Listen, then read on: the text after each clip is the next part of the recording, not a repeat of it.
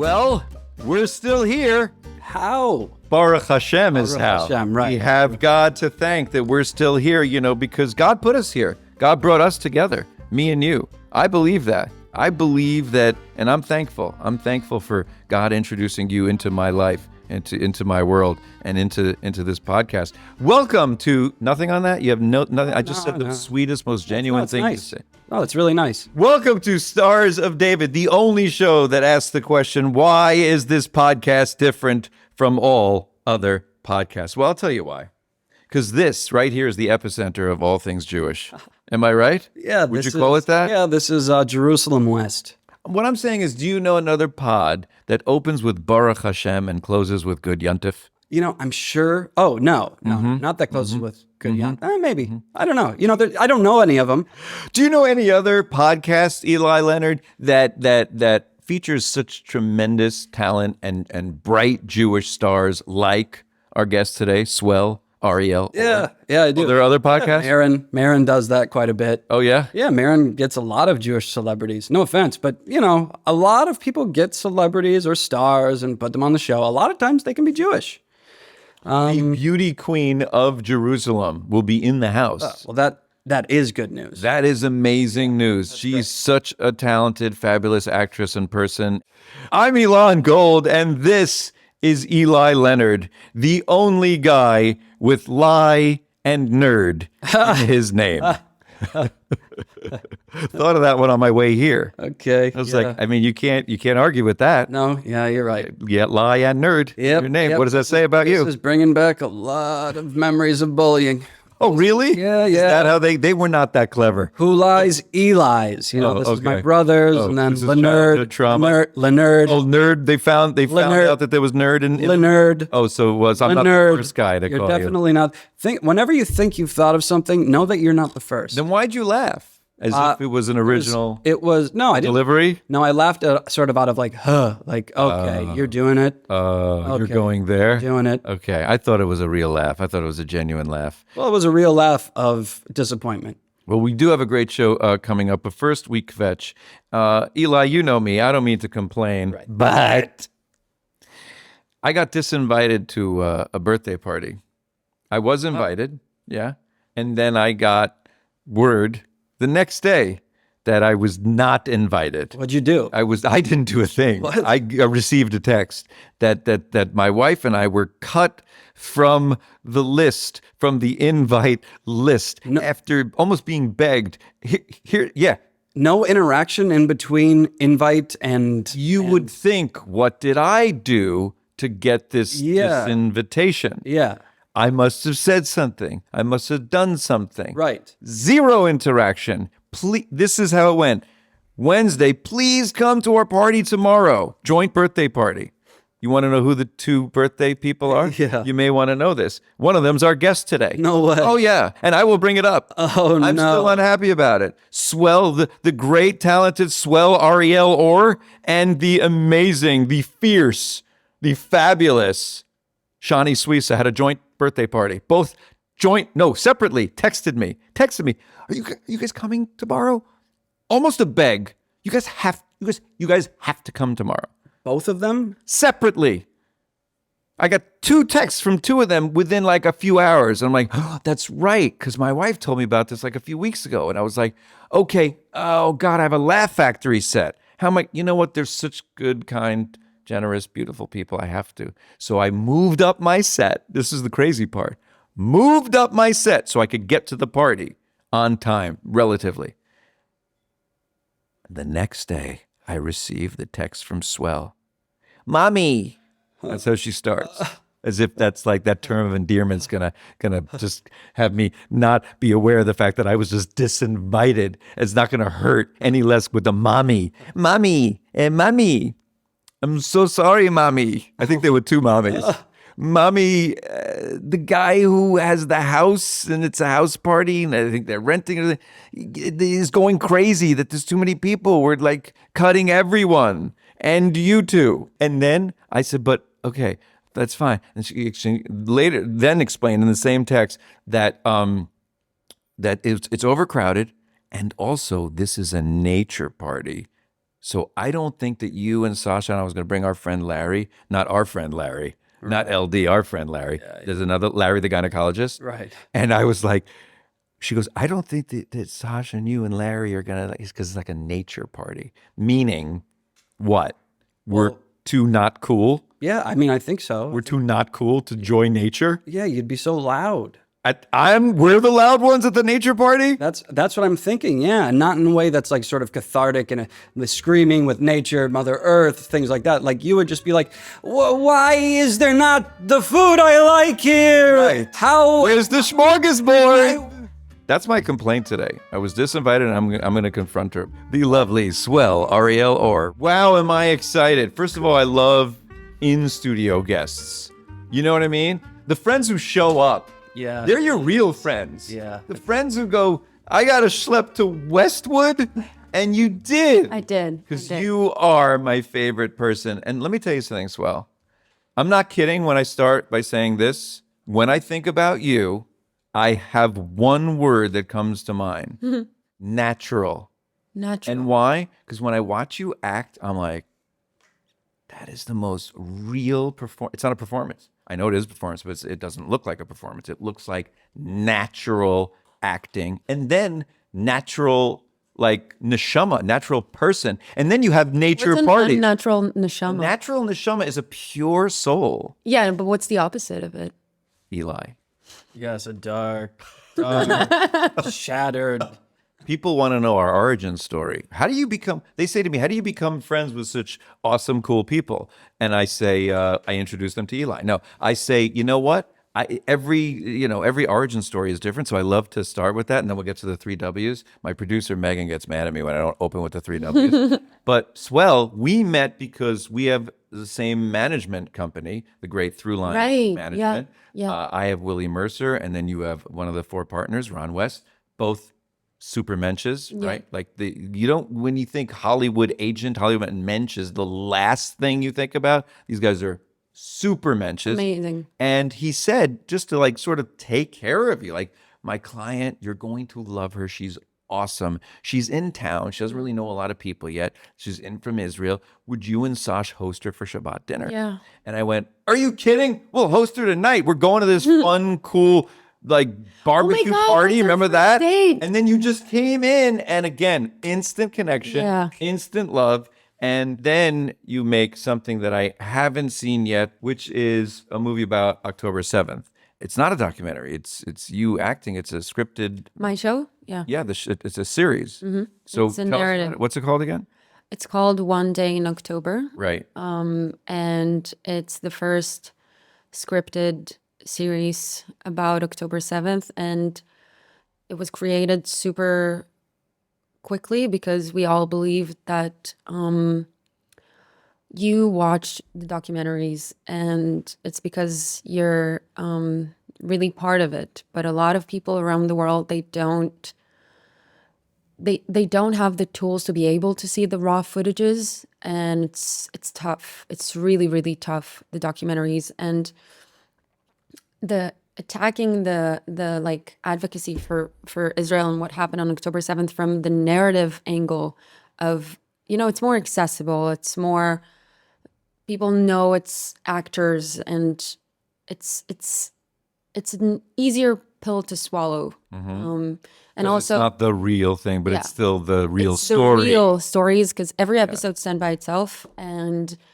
it's all survivors, and they were very much involved. It's their story. We just help them to tell it.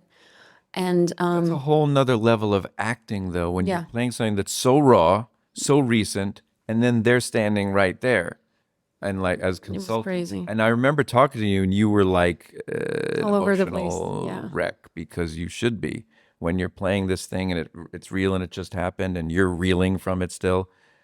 So how do you act through that? It's too much to act. It's so real. It's painful to act that. I got my strength through being so close to the girls themselves, seeing how much they want their story to be told, and I can be the tool from their story to the audience, like to be just a vessel. What's the how Yeah, vessel? absolutely. And it was extremely difficult because the research was already like, it's everything that we went through for months. You didn't have to do a lot of research because you were so in it. But the moment of action is so scary because you want to give everything that you have to tell the story in the most accurate way and to, and the girls are there, they were on set a lot of the times. And it's scary because you really fully get sucked into being there for You feel like 5 you're minutes. them and experiencing it. Yes, definitely. But I know the gift is that I know I'm safe. I know that. You Right. know that. That's the only reason you can really like dive in and let go because you know that you're safe. For example, we had one take that I got panicked. Like we had like extras running around the porta potties and it was too real for me because we were inside, the cameras were from above. I didn't see anything. I didn't see any like set around me. And it was like a very long dialogue, 4 minutes dialogue, and it was too much for me. And You had to get out. I screamed. I was like, "God, no, stop, no!" And I couldn't like. It took me like an hour to be able to go back.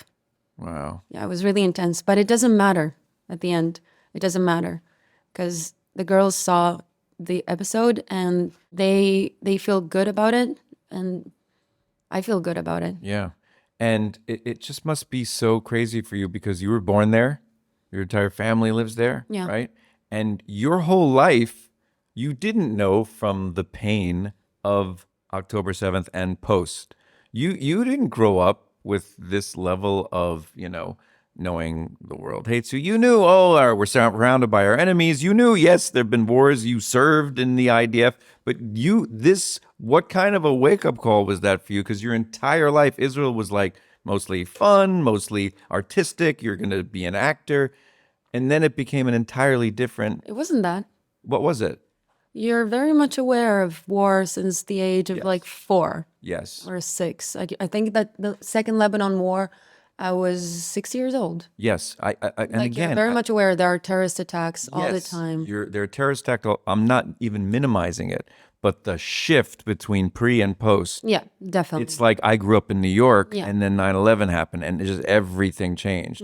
So, like, what's that like for you? Because as much as you lived, your entire childhood, not in fear, but in the knowledge that war could break out again, a terror attack could happen, it wasn't as visceral and painful as it is now. So what kind of adjustment was that like? In other words, I think the question is, what was pre October 7th life like? Was it mostly just like, a fun, free, life as a party because you're a kid, you're a teenager, and then what's post like for you now?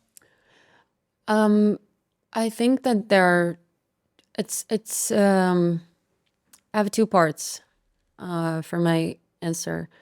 The first one is I do think that it's the experience of being a Jew abroad and the Jew in Israel are very different.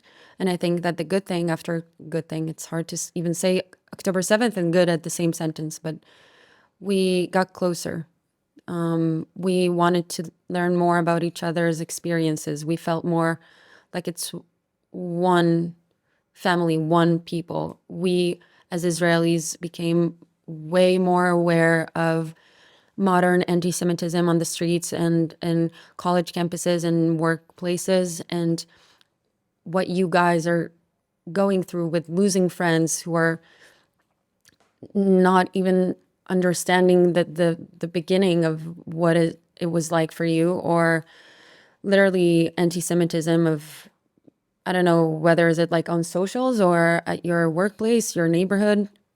We didn't have that awareness before because in Israel, you walk on the street and you speak Hebrew and everyone's like, not everyone, but a lot of people, the majority are Jewish. You have the flags of Israel. Everything's fine. You're not ashamed or hiding. And I think that Jews abroad really felt that what happened on October 7th in Israel, it's like it happened to their family. It's like it happened to their own people. It's not like it's Israelis versus Jews. It happened to them because we're the same people, and it can happen to us as well. And the pain that I've seen, like the depth of the understanding of Jews abroad, was something that gave me a lot of strength, because I felt, and I think that a lot of Israelis felt less alone. Good comes out of horror all the time. Yeah. But and The bad thing, that's the Yeah. second part, is that Israel really tries to be like the West in a lot of good ways, whether is it like economic system, liberalism, freedom, LGBTQ, capitalism, art, LGBTQ rights. capitalism, everything. Like we're trying because it's that's how the good world works today. And I feel like we realize that we don't have that privilege yet. We don't have that privilege of the things that we wanted, because we just want to live in peace, and do our own things and send our kids to universities and tech, and I don't know. We want a good society. Yeah. And the crazy thing is that on the other side, on the Palestinian side, they want the same things we want. Yeah. And then you have this governing power called Hamas that But I don't think that death the and other side is destruction. like Palestinians. I think that the other side is like Iran. I think that No, but that's the enemy. What I'm saying is your next door neighbors they're not the other. I don't know. want what you want, because all human beings just want to raise a family and make a living and eat and enjoy life, right? That's what all human beings want. And then you have Hamas that just wants death and destruction. When you say Iran, yeah, and Iran's the head of the snake, and that's what Iran wants versus the Western civilization. And you do have to look at what people want. What does Iran want, and what do the terrorists want? Again, very clear to do the separation between Iranian people and the Islamic regime. 100%. Very I don't even have important. to do that. Very important. That is such a given. No, we have to do it We every want to free the Iranian people from the regime. Yeah. I'd love to do that in North Korea too. I'd love to do it at Eli's house. Free him from that regime. Yeah. What do you What make of that? regime? What regime, Eli? I mean, I'm not here to help you on this. Can I tell you that? Things We were start going with well. we haven't started yet. Can we start with the 3 W's? Yes, definitely. So it's just a question I ask all my guests, because it's something I did at a Shabbat dinner table just to unite the table. And I asked, what are you working on? What are you worried about? And what do you wish for?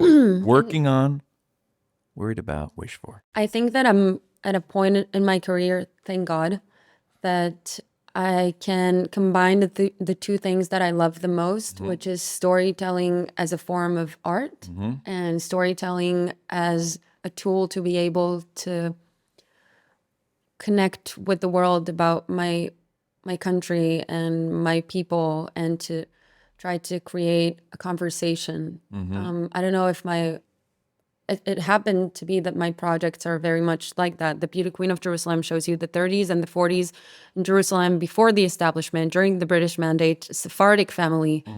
And the amount of people who reached out to me saying that they didn't even know that Jews were in Jerusalem before the establishment. And the October 7th one, and that's what I'm very excited to do. Yeah. To work on. But what clicked with me is because you do this with your filmmaking, it's sort of like you're showing your people and your country in a positive light, right? And with flaws and whatever. Complicated. Yeah, I just complicated. My goal is not to like show it in a positive light and that's it. My goal is to create a conversation. Right. Just like to create the possibility of complexity. Right. That's the goal. But I feel like what I do in my little comedy, it's still defensive it's still like, no, but we're not. It's a big difference. Yeah. She's making art and you're making propaganda. That's the difference. You're defensive and vocal, and you have one track mind. So when and Swell is trying to make something that starts a conversation between the people that she is a group of and other people who disagree or even hate. I don't know if you're like making a joke or we not. never know. That's what's fun about having him on. So ready We to don't see. know if he's stable or about to completely lose it. Yes. We never know. Oftentimes when people are speaking their truth, the people who are in power will say, he's just being crazy. Yeah. I'm the guy in power? Yeah, you're my boss. Yeah. Anyway, do I pay you? Not yet. Sometimes. So what I try to do with comedy, though, is defend because of all the stereotypes and blood libels. My only defense is to dispel stereotypes and show that these blood libels are crazy. Aren't you always on the defensive? I mean, the army is called the IDF because it is always on the defensive. In my experience, I'm not saying anything about yours, and I think that everyone, like, you do whatever you can and think that helps, and I do, and everyone's different. But for me, it didn't help. It didn't help to be just on the defensive side. I realized it's way more, it resonates with people more when you accept and say out loud, yes, I do have criticism as well, and I have room for yours. Mm-hmm. Let me hear yours. Let me say mine. Mm-hmm. Like, understanding that we have imperfections in ourselves as well. It's vulnerable. That's fine, but when I hear the Jews control the banks, I don't want to hear your opinion because it's just dead wrong. Yes, it's just a definitely, of blood course. just But you're trying to going incite very people to extreme. hate. Those people will never gonna change their mind. Whatever, it doesn't matter what you do. Right. I'm talking about like the gray area of people that you do have influence on, that you can't change them. Right. Why do you even Right. interact with that in Right. your heart and brain? No, literally. it's the same thing. The people that are yelling that we're committing genocide, when we're losing people every day to not commit genocide, it's this crazy tactical urban warfare that has never seen a war in history where the combatants to the tragic casualties, the ratio is it's never been that way, and yet we're perceived by the haters that you can't convince as genocide. But Jerry Seinfeld walks down the genocide supporter. Yeah, that's Seinfeld. He's a genocide. As if any of us are supporters of genocide. Just think that it's not about us. I say that all the time. What do you mean by that? I think that they don't see clearly, so they can't. It's not about us. It's about them and what they choose to see and fuel themselves with, and you have nothing to do about it. And yes, it can be difficult to walk by a protest that is not nice and peaceful, and just like a protest that is violent and scary, and people with Hamas that's not nice. Right. But the best thing that you can do is not like try to defend yourself and your people. Right. Them is like to go home, Right. talk to your loved ones for a Right. second, be like, oh my God, I just saw like a huge Hamas flag on whatever you were. Right. And then to think, okay, but what can I really do? Like, let's channel everything that I'm feeling to what can I really, really do. And I think that comedy is amazing because what you do, I think, Not him, but me. More me. both of you guys. More so me, though. I'm just circling back to I what you understand. said, but you do it too. It's different from what I do in terms of like, there is a very important thing about wars, let's call it that way, which is morale. Like, you're bringing the morale of our people up, and it's amazing. What about, wait, there was still the worried about thing, right? What are you worried about and what do you wish for? What am I worried about? I'm worried that this war, that we haven't even reached the climax yet, and that scares me. I'm worried that it's going to be very hard for a lot of people to think about peaceful ways after from both sides, and that worries me because obviously what we had so far is not working. and I'm worried that there will be rooms that being Israeli or Jewish will be like scary, like really scary. That's what I'm worried about. Me too. Also worried about that. And let's end this segment on a positive note. Yes. We're not done with the interview, by the way. Okay. So what do you wish for? I feel like I'm the most depressing No. guest that you have. You've gotten real. There's a newfound fear that we all have that we never had before. Israelis, Jews, that's why you say it's united us there. We're all scared. We see what's going on college campuses. We see people yelling, globalize the intifada, and we're freaked out. So yeah, you can get serious, but let's end happy. What are you hopeful for? What do you wish for? That's the third W, wish. I think I wish for people to consume more knowledge from both sides. Me personally, I consume a lot of stories from the other side, which I hate to say the other side because what's the definition of that side? But whatever. Books, podcasts, news, because it's important for me to not just consume what I'm told to consume, and also to be able to debate better. And I have to tell you, it's not easy. If you're going to do it, be ready. Know the history.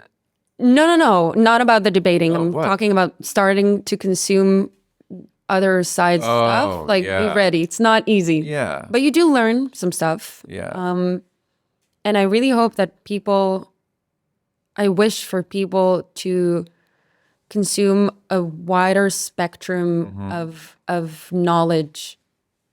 That's totally fair, but don't you feel like some of the other side stuff that you will consume will have the false narrative that we stole the entire land, we were never there? I mean, You have more, you have a bigger possibility to create your own independent viewpoint. Thank you. Opinions, right. And then after you can start talking about it for real with like legit sources.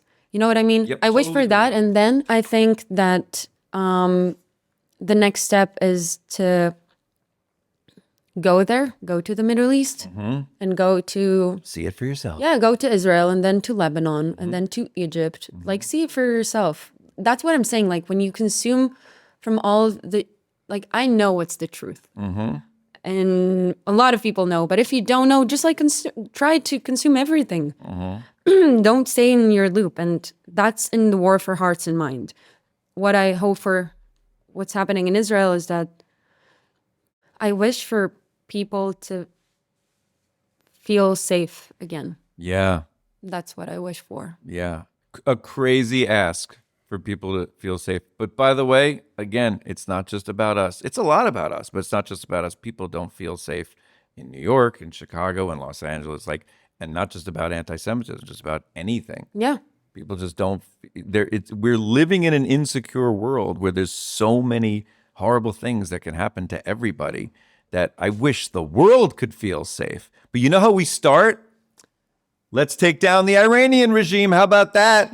Can we do that and free Iran and free Lebanon and free Gaza and free Israel? How about we do that? This is sort of the defensive attack mechanism. Is it? That I'm hearing that after listening to this, I mean, I think very well-spoken, Obviously. Israeli person. Right. Are you saying most Israelis are not well-spoken? Is that what you're saying? No, I'm saying it's easy to understand what she's saying to me because I'm listening. Is that I'm listening too. right? Intently. Right. But it's that this defensive attack. You get on the defense, Well, and then you attack. what would make people feel safe? You are not Let's even start with- you're not even letting me get through the thought, go which ahead. is interesting. Go ahead. So this idea that you are having this this sort of defense and then attack mechanism to someone saying that we need to hear that we need to hear and read and understand everything that we possibly can to shape our own knowledge. Right. There's always more to learn. Yes, but I think that's lovely. And that because that will open you up and will open your heart and your mind Except to when you're- so much gray Right, in I the world. agree. There's not even gray. It's what's black and white to other people. Right. The things that are black and white to you, Right. the things that are black black and white to people who are very vocal and defensive Right. for their home state, that actually doesn't choose a side. Everybody has people in their countries who are defensive towards their side, and it's black and white to them. Right. And they are choosing sides because of it.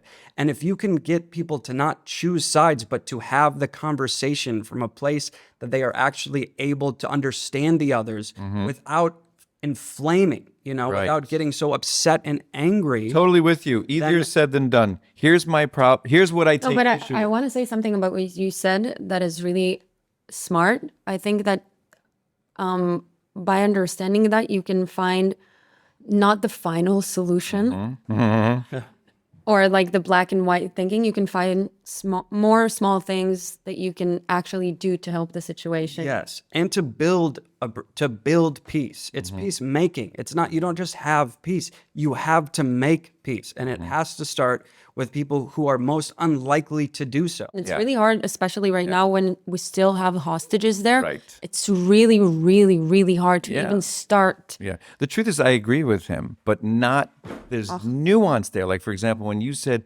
consume, hear both sides, you could sit there and consume Al Jazeera, Fox News, MSNBC, and there's loads of propaganda on all of those, and you don't know which one is right, which is real, what are they trying to feed you? Okay, so What let are me be photo more ops? accurate. Yeah.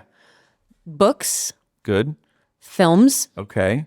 poetry, people, journalists, specific people. Like, do the bare minimum research of Right. Googling Lebanese films, Israeli films.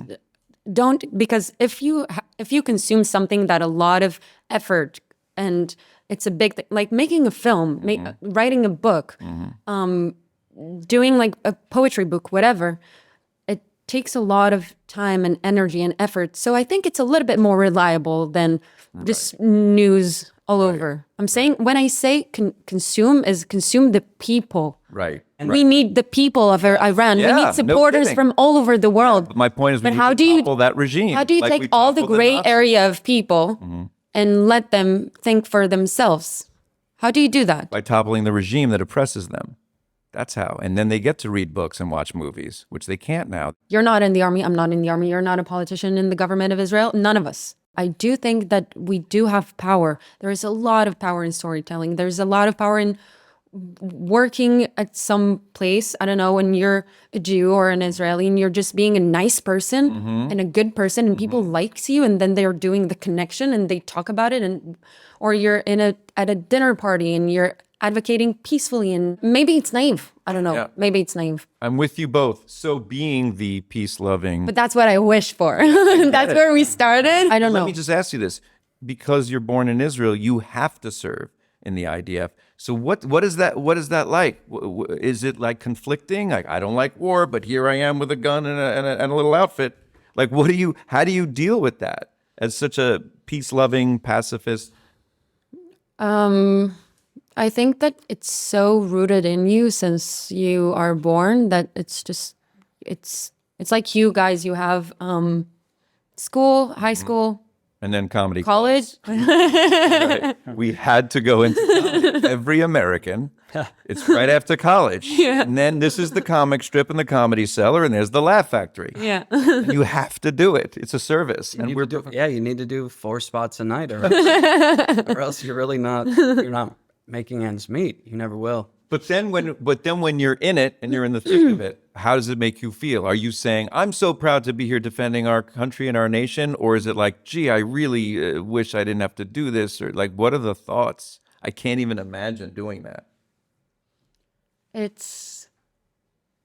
I love my country and I love my people and my family. And that's the most important thing always, even if there's complexity around things, those are the values I grew up on. This is who I am. Yeah. And when you say you love your country, you're saying you love the plurality of it, the multicultural, the fact that there are Jews, Druze, Yeah, Muslims, I love the Christians. country. That's what you love. You're not saying, I just love Jews so much and I will always defend Jews. That's what people don't No, also get. I love the people of the country all over. I love the connections that we have. I love the history that we carry. I love the vibe. Yep. And I want this country to exist. Yeah.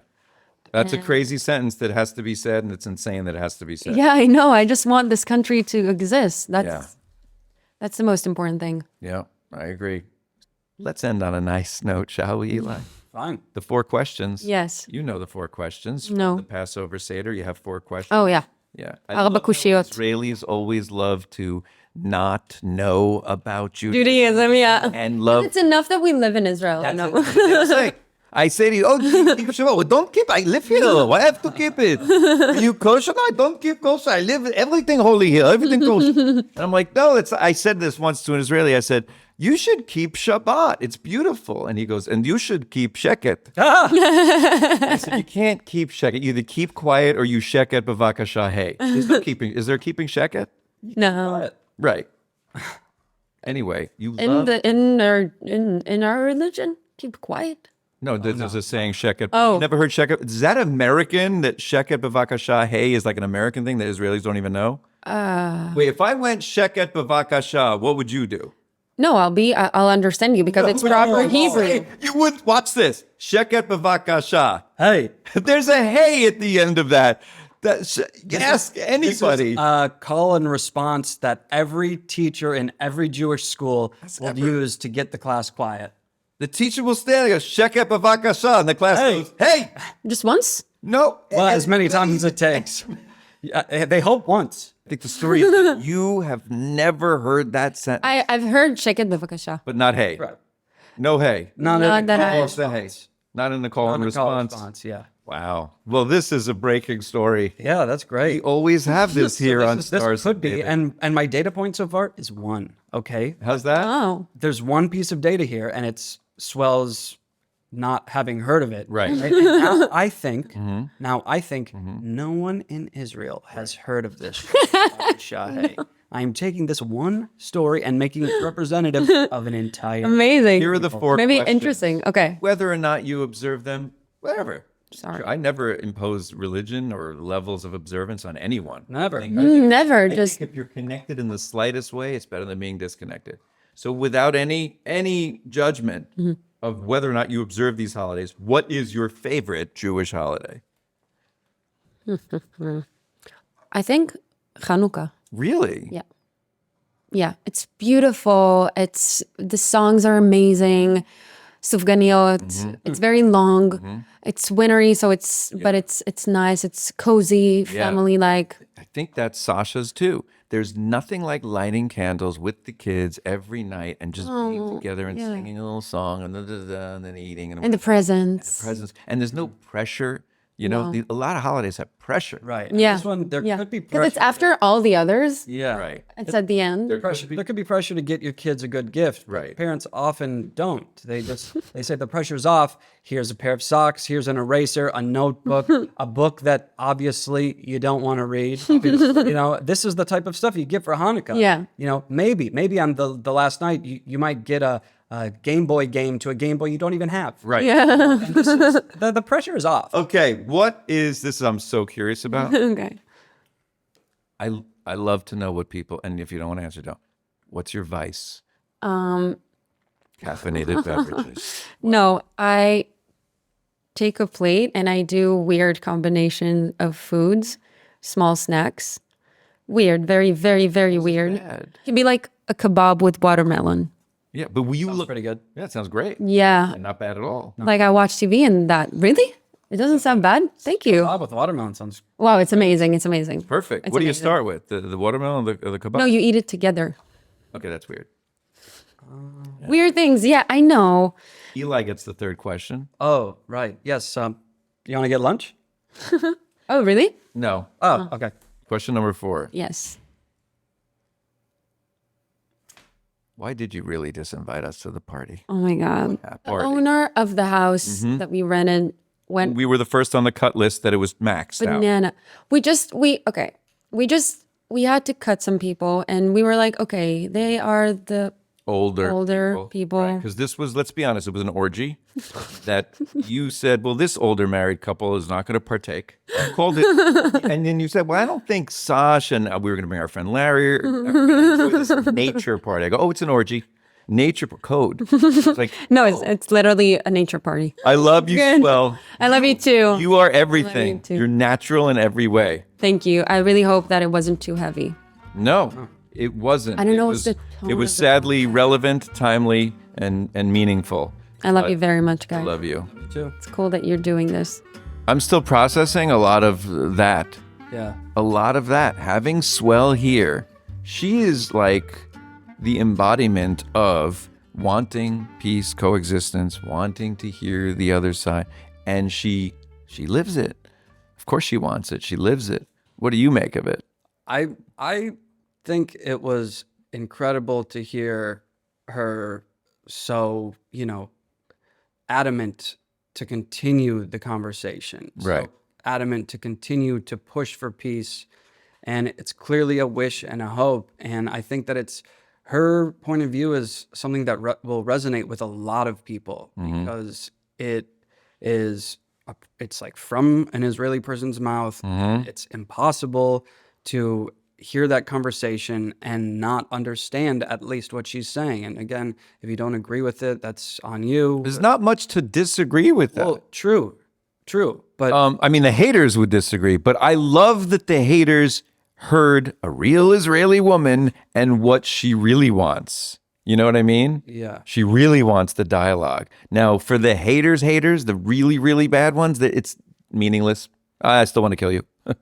But for so many people who hear, they go, oh, we want a dialogue too. We want a dialogue too. And I literally said that Israelis and Palestinians want the same thing. right now, at this point in time, people think that Zionism is as radical as the Correct. Iranian regime. Right. Okay? And that is something They call it Nazism. that is something that Is wrong.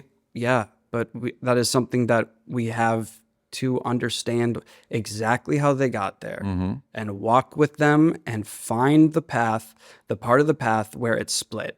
Because that is the place where we can actually have a conversation despite being vehemently against their ideology. I agree. Good. Can't argue that. Good. Swell was Swell. Yeah. I'm talking real Swell. There's a reason her name is Swell. What a natural at everything. I love her so much. You know what I'm looking forward to? What's that, Eli? The Yiddish word of the week. It's time for the Yiddish word of the week. The Mention. new word for the week is Oh, wait. Oh, drum roll. Go ahead, Dad. verliebt. Verliebt. Verliebt with an F? F. And what yeah, is the verliebt. definition of verliebt? The definition is in love. Oh, In love. You're verliebt. You're in love. This whole podcast is all about love. Is it? It's more about hate. Yeah. It's more about hate and anti-Semitism, but no. As always, do not listen to your. No, it's true. It's love. I love you too. I love Eli. I love everybody. Love. But we do discuss hate a lot, but I like that. Verliebt. And is that in honor of your 60th wedding anniversary coming up any day now? Mazel tov till 120. So, Thank you. okay, thank you. So there's a macro love. Oh, good. There's more. We There's always more. Halakha Glicklicha people love, as I said, truth and Yes. Glicklicha. We all learned that already. people, That all means people of mankind, good right? luck. So now this is a micro love, a romantic love Romance. between a man and a woman. Or a man and a man, or a woman and a woman. Anyway, love is love, right, Mom? Love is love, and I keep thinking of your daughter and your future son-in-law. Yes. Okay, so go into the song. Okay, so it's about a young man Yeah. going to his mother and telling him how much he's in love with this beautiful girl. This is Shayna Madel. Great. Shayna Madel, and he is Shoinganik so- means that's enough. I think that should be No, the Yiddish let word me of the go day. on. Let me go on. Shoinganik should be the Yiddish. Oh, there's more. Oh, but wait, there's more. It's like an There's more. infomercial for That Yiddish. he's I'm But wait. translating the song. There's more. That he's so in love and Yes. so crazy about this new Yes. beautiful girl Yes. that he knows that became his girlfriend and maybe his bashet I love is it. meant to be. I love it. So he he said he's like in another world. He doesn't know which planet he's in. Right. That's how much in love he is. Right. That's the song. I love it. Now the song. Oy Mama, bin ich verliebt. Oy Mama, bin ich verliebt. A schöne Mädel, Mama, getreie, liegt mir nur in Sinn. Ich weine und lach und weiß nicht, Mama, welche ich bin. Oy Mama, bin ich verliebt. Oy Mama, bin ich verliebt. Ich wollte die ganze Welt darin genommen, sie gedrückt zu mir. Oy, oy Mama, bin ich verliebt. That is incredible. I think I speak for Eli when I say best one. That was the best I speak song. for Eli when I say I don't think there's anything else we'd rather be doing right now than listening to Sid Gold singing in Yiddish. Oh, yes, of course. I agree. Right? Absolutely. That was incredible. Thank you, Mom and Dad. Love you. That was fantastic. Thank you. What a show this was. Amazing. What an episode. And on so many levels, it was incredible. You know, if you want to see Eli and I live and we, on stage, it's a whole different thing. We're hilarious.